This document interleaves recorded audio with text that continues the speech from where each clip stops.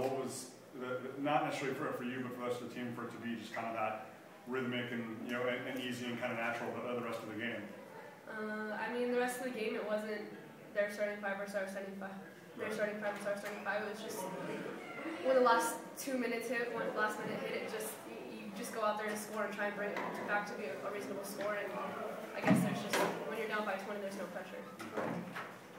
Would you agree with your coach's assessment that the defense wasn't the maniacal way you're expecting? Absolutely, and they prepared us all week for a crazy, intense defense that was just going to be in your face and always trapping, and it honestly wasn't. They weren't all, they trapped, they got in your face, but it wasn't what we were expecting it to be, and we definitely just beat ourselves.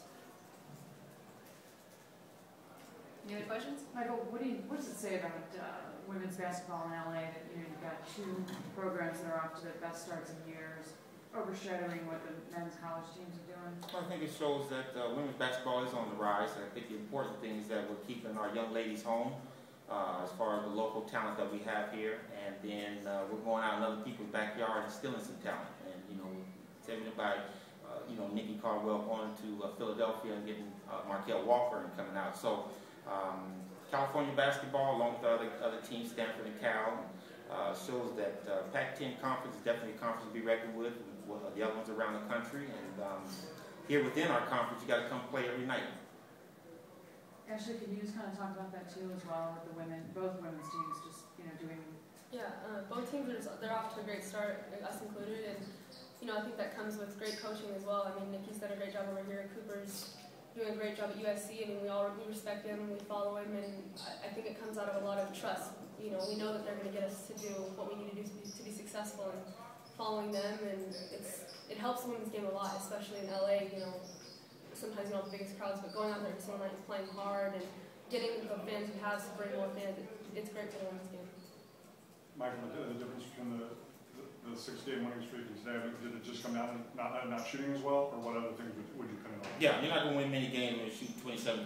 We're a better shooting team than that, and you know, for us to score 13 points in a half, I haven't seen that all season. You know, again, you're going to win some games and lose some games, but I thought our defense would be a lot better because, again, as I tell our players, offense comes and goes, but we got to get a little bit more nastier. And then you throw 27% shooting from the field, and then you give up 19 offensive boards. That's not going to win you many games. Coach, what do you do, or what do you tell the team after a loss like this? How do they respond? Go back to the drawing board. Our work starts for us tomorrow, and we got another tough series coming up against Oregon schools next week. How disappointing is it to come in here for the rivalry game and not play your best?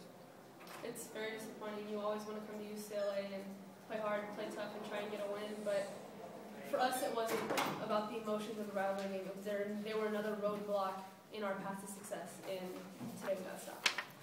Michael, talk about Brianna a little bit. You know, once she did manage to score, it was all free throws. Well, again, Bree's been one of our, I like to call us the three-headed monster, you know.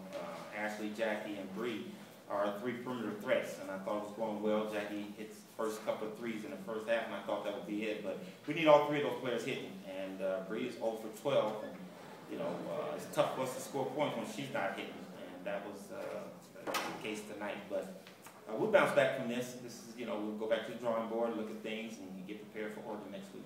Was it so much maybe what their defense was doing on her, nope. Or was she just... We still had open looks, and she just wasn't knocking down. That's going to happen in this game of basketball. So we have to come to that realization that we got to really hang our hats on our defense. And I thought our defense kept us in there. You know, we allowed 12 best team in the country 26 points at half. That's pretty good. So, but we just weren't generating any offense.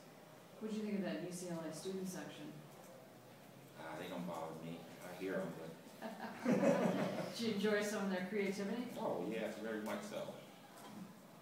How frustrating was UCLA's full court press for you guys trying to establish? It wasn't. I mean, they got their hand on some things, but we got the ball at the floor like we wanted to. We got some open looks in the first half. We just weren't knocking them down. But we were ready for it. Any more questions? Thanks, everyone. Thank you.